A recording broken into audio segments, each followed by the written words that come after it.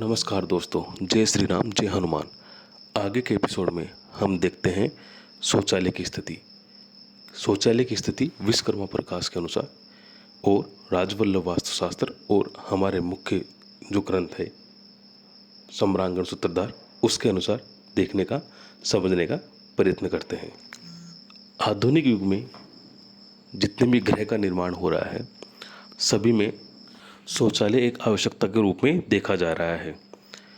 पहले ये होता था कि हम घर पे खाना खाते थे और बाहर शौच के लिए जाते थे, लेकिन आधुनिकता में ऐसा नहीं है। हम बाहर खाना खाते हैं और अंदर शौच जाते हैं। मनुष्य को इतनी दौड़ भाग वाली ज़िंदगी में इतना समय नहीं है कि वह बाहर शौच करने जा सके। आजकल तो ये हो गया कि वह बाहर शौच करने जाने की बजाय घर में भी कहीं स्थित टॉयलेट में जाने की बजाय वह अपने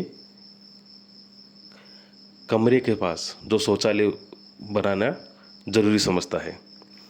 इसके लिए और हम अगर बात करें, मनुष्य की इस आवश्यकता से कभी भी नकारा नहीं जा सकता, क्योंकि यह एक ज़रूरी और आवश्यक चीज़ बन गई है। लेकिन इस आवश्यक चीज़ को वह अन्य किसी दिशाओं में बनाकर, जहाँ वहाँ शौचालय की स्थिति सही नहीं रहती, वहाँ पर भी वह उसका निर्माण कर चुका होता है, जिससे उसके जीवन में बहुत ही असंतुलन उपलब्ध हो जाता है। आज इसी असंतुलन को दूर करने के लिए मैं आपको बताने जा रहा हूँ कि शौचालय का निर्माण हमें किस दिशा में करना चाहिए। चलिए इसको हम समझने का प्रयास करते हैं। सामान्यतः ये देखा गया है कि शौचालय को लेकर जीवन में वास्तु के लिए तरह तरह की भ्रांति लोगों ने मत बना रखा है।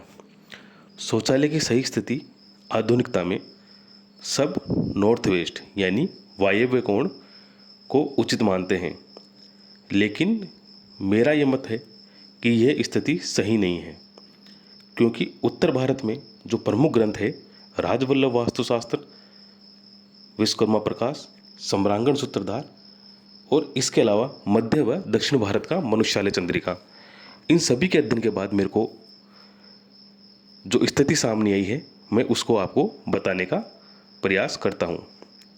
चलिए हम देखते हैं। सबसे पहले विश्वकर्मा प्रकाश के अनुसार, विश्वकर्मा प्रकाश के अनुसार शौचालय की सही स्थिति साउथ वेस्ट यानी नैऋत्य कोण के मध्य में बताई गई है। इसके अलावा अगर मैं बात करूं राजवल्लभ वास्तुशास्त्र की, राजवल्लभ वास्तुशास्त्र में इसकी सही स्थिति भी नैऋत्य और साउथ, नैऋत्य और दक्षिण कोण के मध्य है। नैऋत्य कोण हुआ साउथ वेस्ट और इसके अलावा दक्षिण हुआ अपना यम का पद।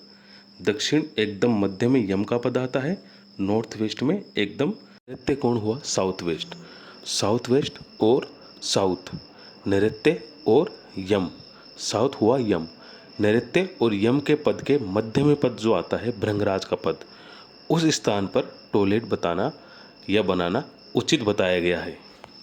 और इसी प्रकार से सम्रांगण सूत्रधार के जो अपना 15वां अध्याय है, 15 अध्याय के 28वें श्लोक में केवल स्नान गृह के बारे में ये बताया गया है कि स्नान गृह द्वारिक और सुग्रीव के पद पे होना चाहिए। द्वारिक और सुग्रीव का पद अपना हुआ।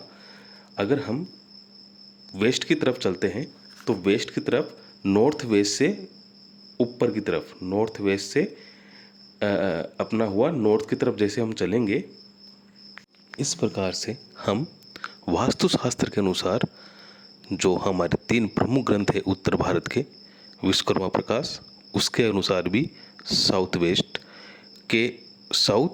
वेस्ट और साउथ के मध्य जो पद आता है भृंगराज का पद, उसमें शौचालय की सर्वश्रेष्ठ स्थिति को बताया है।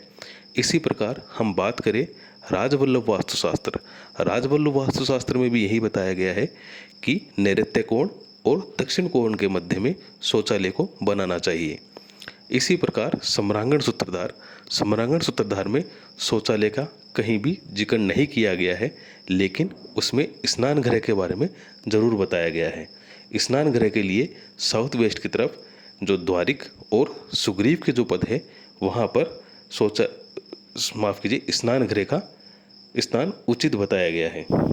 हमने पूरा प्रयास किया है इस वीडियो के अंदर आपको समझाने का कि शौचालय की स्थिति वास्तु के अनुसार किस दिशा में होनी चाहिए।